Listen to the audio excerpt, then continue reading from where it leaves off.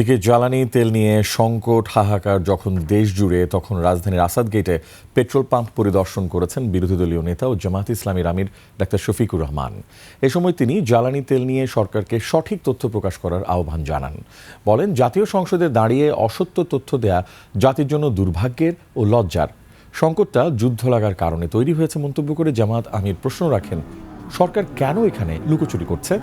সবাই মিলে সমাধানের পথ খুঁজে বের করতে সরকারকে আহ্বানও জানান ডাক্তার শফিকুর রহমান।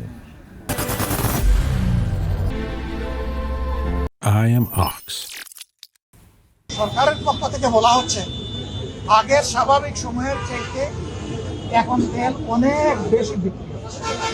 তাদেরকে আমরা জিজ্ঞেস করলাম, পান এখন 3 ভাগের 1 ভাগ, আপনারা বেশি বিক্রি করেন প্রত্যেকে? তারা বললেন যে এই কথাটা সত্য।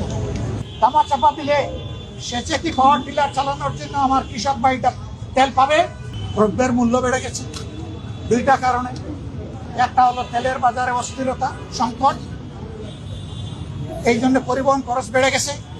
আর একটা হলো চাঁদাবাজের রেটও বাড়ায় গেছে। এই 2টার ভার এসে সাধারণ জনগণের গাড়ে পড়েছে।